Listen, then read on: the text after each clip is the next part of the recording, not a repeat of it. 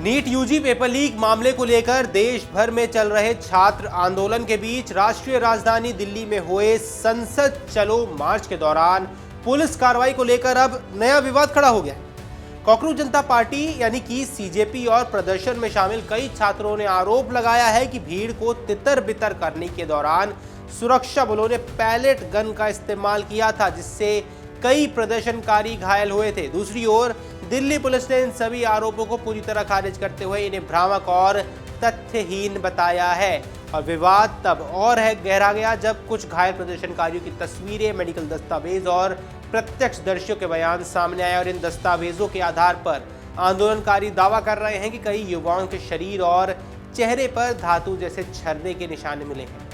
वहीं पुलिस का कहना है कि उसके पास ऐसी किसी प्रकार की पैलेट गन उपलब्ध ही नहीं है और प्रदर्शन को नियंत्रित करने के लिए केवल मानक भीड़ नियंत्रण अपनाए गए थे। अब इस पर राहुल गांधी का भी दावा सामने आया है। सुनिए उन्होंने क्या कुछ कहा है। आप बोल रहे हो कि पैलेट गन लगी है, मगर मैं ये समझाना चाहता हूं पैलेट गन कब लगी है। पैलेट गन तब लगी है जब मेरे भाई हिंदुस्तान का तिरंगा लिए ऐसे पीसफुल प्रोटेस्ट कर रहे हैं। सरकार ने कहा है कि कोई पैलेट गन यूज नहीं हुई, कहा है ना। ये देखिए, ये है पैलेट गन, इसको कहते हैं पैलेट गन, इसको कहते हैं पैलेट गन।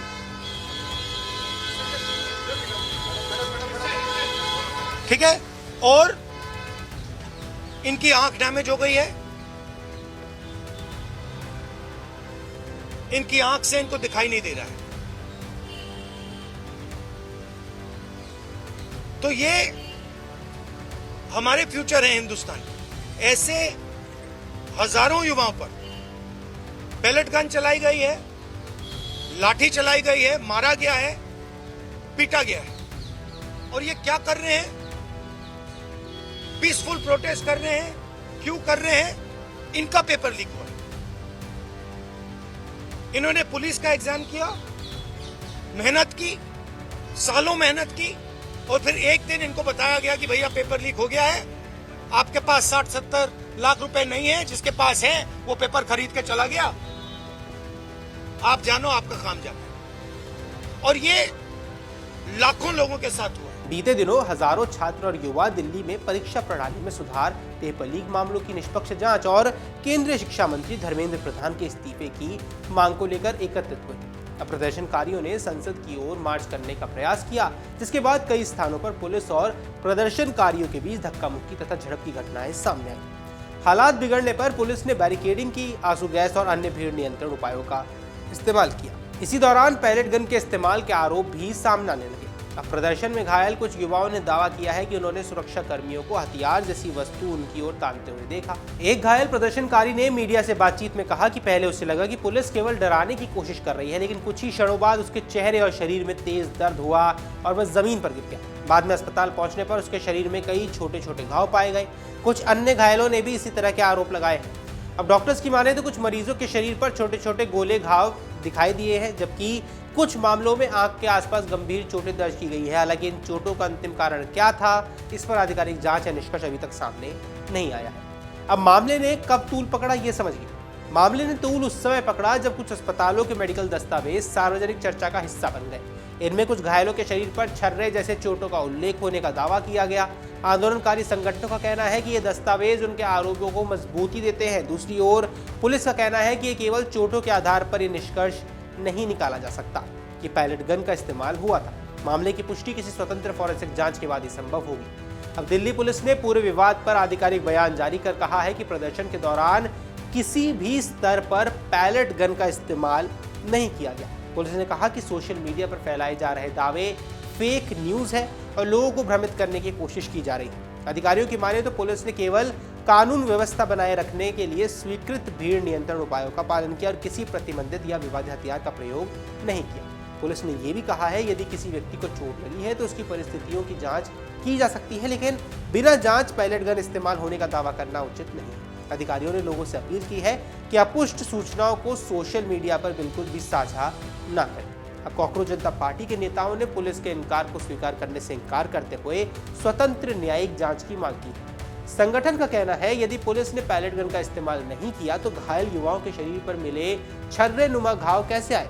पार्टी नेताओं का आरोप है कि पूरे घटनाक्रम की निष्पक्ष जांच कराई जानी चाहिए और यदि किसी अधिकारी ने आवश्यकता से अधिक बल प्रयोग किया है तो उसके खिलाफ कार्रवाई भी होनी चाहिए। नीट पेपर लीक विवाद अब केवल परीक्षा रद्द होने तक सीमित नहीं रह गया है। ये आंदोलन परीक्षा प्रणाली में पारदर्शिता, भर्ती प्रक्रियाओं और विश्वसनीयता और युवाओं के भविष्य से जुड़ा बड़ा राष्ट्रीय मुद्दा बन चुका है। सीजेपी और कई छात्र संगठन लगातार देश भर में प्रदर्शन कर रहे हैं। सरकार के साथ बातचीत का दौर शुरू होने के बावजूद आंदोलनकारियों ने साफ किया है कि उनकी प्रमुख मांगें पूरी होने तक विरोध जारी रहेगा। अब हाल ही में केंद्रीय मंत्री जेपी नड्डा और जितेंद्र सिंह ने आंदोलन से जुड़े प्रतिनिधियों के साथ बैठक भी की। इसके बावजूद आंदोलनकारी शिक्षा मंत्री के इस्तीफे और व्यापक परीक्षा सुधार की मांग पर कायम है। पुलिस बल के प्रयोग पर अब कानूनी बहस छिड़ गई है। दरअसल पैलेट गन विवाद के बाद एक बार फिर ये सवाल उठने लगे हैं कि किसी भी सार्वजनिक प्रदर्शन के दौरान पुलिस कितनी सीमा तक बल का प्रयोग कर सकती है। भारतीय कानून पुलिस को सार्वजनिक व्यवस्था बनाए रखने के लिए सीमित परिस्थितियों में बल प्रयोग की अनुमति देता है, लेकिन इसके लिए न्यूनतम आवश्यक बल का सिद्धांत अपनाया जाना चाहिए। किसी भी प्रकार की कार्रवाई परिस्थिति के अनुरूप और अनुपातिक होनी चाहिए। और कानूनी विशेषज्ञ कहते हैं कि यदि किसी प्रदर्शन के दौरान अत्यधिक बल प्रयोग के आरोप लगते हैं तो उनकी निष्पक्ष जांच होना आवश्यक है। वहीं यदि ये गलत साबित होते हैं तो अफवाह फैलाने वालों के खिलाफ भी कार्रवाई की जा सकती है।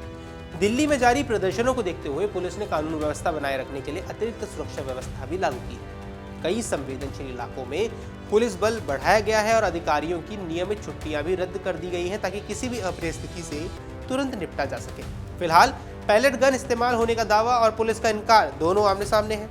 एक ओर घायल प्रदर्शनकारी हैं और कुछ मेडिकल रिकॉर्ड सवाल खड़े कर रहे हैं, वहीं दूसरी ओर दिल्ली पुलिस इन आरोपों को पूरी तरह अस्वीकार कर चुकी है।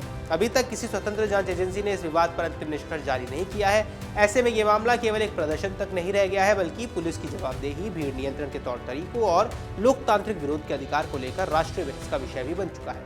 अब सभी की निगाहें इस बात पर हैं कि क्या इस पूरे घटनाक्रम की स्वतंत्र जांच होगी और क्या उससे इन परस्पर विरोधी दावों पर स्पष्ट तस्वीर सामने आ सकेगी या नहीं आ सकेगी। इस पर आपकी जो कुछ भी राय है हमें कमेंट सेक्शन पर जरूर बताएं। फिलहाल के लिए इस वीडियो में इतना ही। नमस्कार। अगर आप ये वीडियो YouTube पर देख रहे हैं तो हमारे चैनल को सब्सक्राइब कर बेल आइकन दबाएं और Facebook पर देख रहे हैं तो हमारे पेज को लाइक करें। अगर आप ये वीडियो YouTube पर देख रहे हैं तो हमारे चैनल को सब्सक्राइब कर बेल आइकन दबाएं और Facebook पर देख रहे हैं तो हमारे पेज को लाइक करें।